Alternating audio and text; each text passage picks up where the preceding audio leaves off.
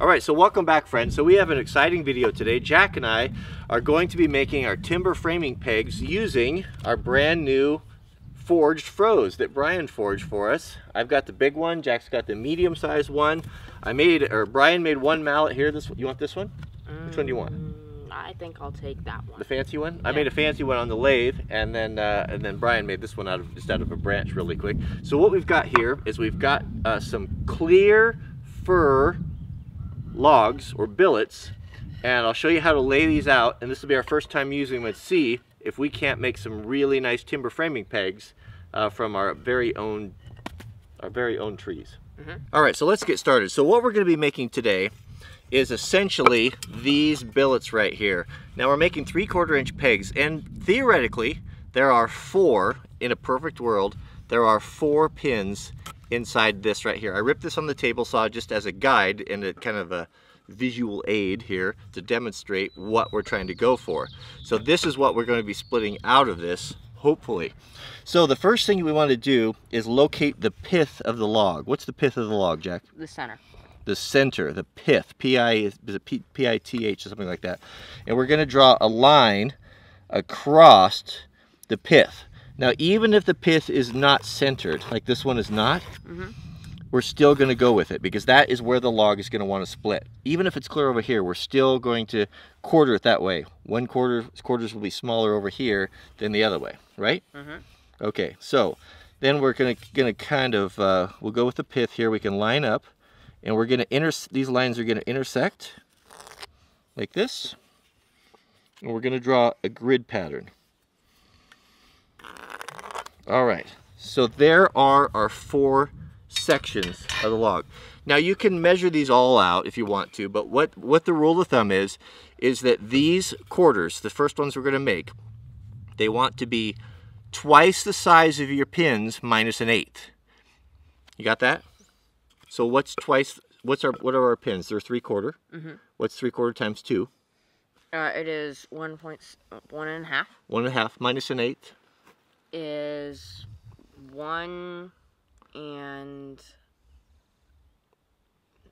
it is 3/8. 3/8, exactly, 1 3/8. So to make this simple for you and for myself, I measured this out at 1 3/8. So you don't have to measure each one. So I'm going to hold this here, Jack. I want you to scribe the lines. Let's go ahead. I'll put it on there. Go ahead and scribe the line. Nice and here? Yep. Drag it nice and heavy.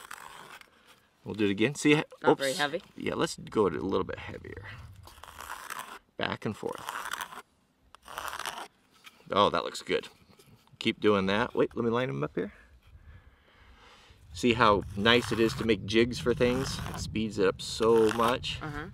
And we'll get one more out of here. Now, again, we're doing 1 3/4 pegs, so if you were going to be doing 1 inch pegs, you know, they would be a little bit different size, right? Okay, now we do the same thing here. We'll do this lay this grid pattern out.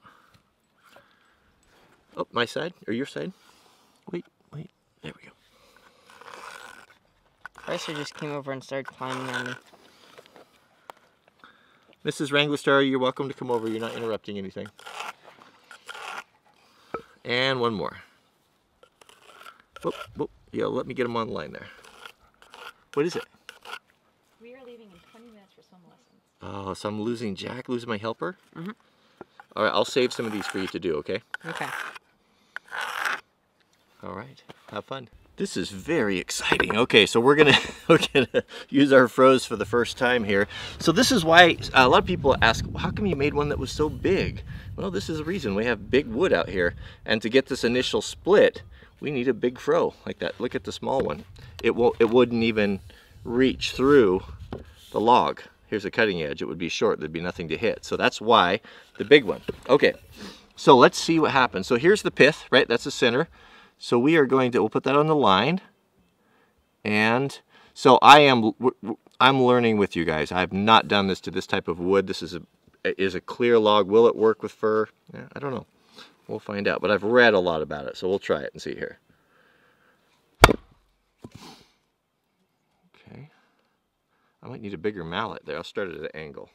Boy, that is hard.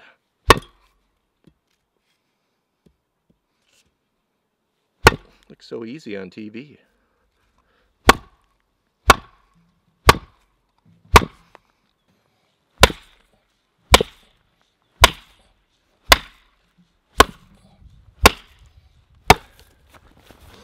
Okay, learned a couple things. So to get it started, this was not enough weight there, wasn't enough mass. So I grabbed the little shot field hammer, and that seemed to get it going pretty good there. All right, try not to bump the camera. So that's a pretty good split right there. Look at that. Look, see, that's why you want straight grained. That's not perfectly straight. You know, look at what happened at the bottom there. That can be a problem. I don't know here. So let's split it again. So now we can use the smaller Froe.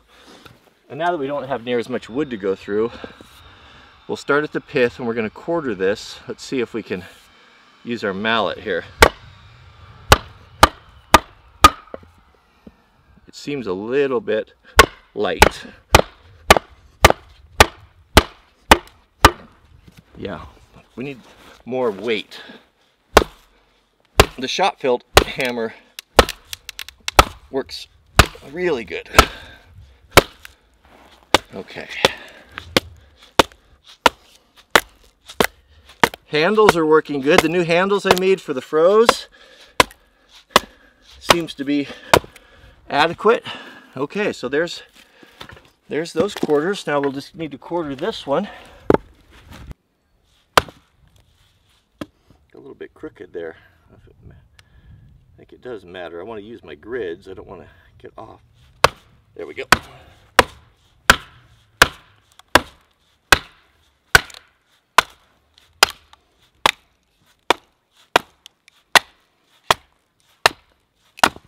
Okay, that one split better. You can see. So I got half of the billet split into their respective cubes, which are not very cube-like. Don't know.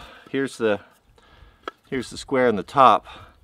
They really didn't come out very square. You know, some of these, like we're not going to get 4 pegs out of that one. 4 pins. Don't know about that. So to do this, I'm going to use my Husqvarna carpenter's axe, which I have never enjoyed. I never have liked this axe, to be honest with you.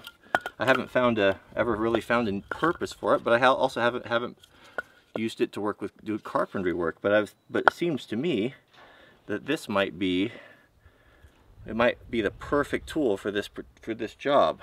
It's a strong, heavy axe with a good taper in it. I thought this would just be the perfect axe to split these guys. So, what have we learned today? Well, we've learned a lot of things. You know, isn't it funny in life how's it go? The best laid plans of mice and men. You have all of these ideas in your head. Oh, this is going to be perfect, and this is the perfect thing for this, and this will be good. And then actually you get into it, and you find out that all of your ideas or suppositions are flawed, if not all out wrong. There is a lesson in that for me. How many things that I hold dear to in life, whether it be concerning other people or politics or my impressions upon this or that, or things that I just don't have experience with, but I think that I know everything about, how many of those things are wrong as well? It makes you kind of wonder, doesn't it? It's kind of depressing. It's kind of a depressing thought. So what did we learn? What we learned is that this is it's rubbish. It's not heavy enough. Neither was the one that Brian made. The same thing, the rough one. The mallet worked really good up until I destroyed it with the plastic coming off. So that was not an option. So we're going to need to come up with a heavier, better mallet. Maybe I don't know what that's going to be. I'm going to have to think about that.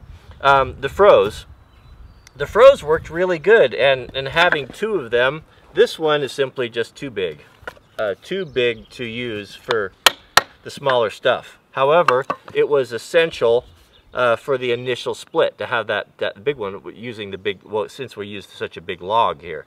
So the handles worked out really great. They came loose a couple times, but it may be because I was pushing down, instead of using the handle to guide the Froe, I think I was trying to push down on it too much, and I just pushed the handle through.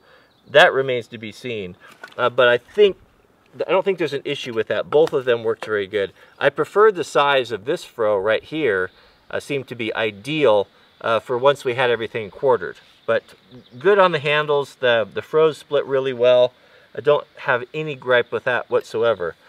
What seemed to work really good is having the splitting axe, or the carpenter's axe, for quartering everything. So these here little pieces you can see are quartered. We'll get to that in a minute. These are the billets, non-quartered. And what I seemed to work the best was just to kind of eyeball this, just line it up there, right, and then sink it in. Well, it didn't work very good there. I got to commit. And then splitting that way. There's 2, and then 4. That works really good. The axe. You don't need the Froe for that. So so that works. That's pretty good there. Now, what I ultimately, I think, though, as much as I hate to admit this, I think fir is kind of rubbish for timber framing pegs. It's very splintery. I don't know the shear strength on it, and it's just not, or this grain is just not straight enough. And this is some pretty straight grain stuff for what I have around here. You see, the problem with my trees is we live in an alpine environment. It's a pretty austere environment for trees, especially for the firs. We're right in the transitional forest where we're transitioning from the Doug firs and the grands to the pines. And so it's not their ideal habitat. You go 10 minutes west of here and you're in where firs like to grow. That's their bread and butter over there. So they grow, they struggle a little bit, and so there's a lot of adversity for the trees. The wind and the extreme weather and the high elevation causes them, they don't grow stick straight. They just don't grow stick straight. So, and that you can see here in some of these grains. So I don't know. We'll try them on the shave horse. In the next video, we'll try pigs, but I don't know if that's going to work. It might. I'm not going to give up on it yet, but we might have to be kind of selective and pick and choose which ones we use. So traditionally, you would use hardwood, and of course, I know that fir timber framing dowels are not going to be as good as oak, but I don't have oak, and I've always liked to try to use what I have on the homestead before I bring something out. But I don't know. These are the ones they might just work fine. They might just work. We'll find out. The reason why I'm making these is we'll be pegging the timber frame sawhorses here in a little bit. So I guess that's it. All right. So thanks for watching. We'll see you guys on the next video.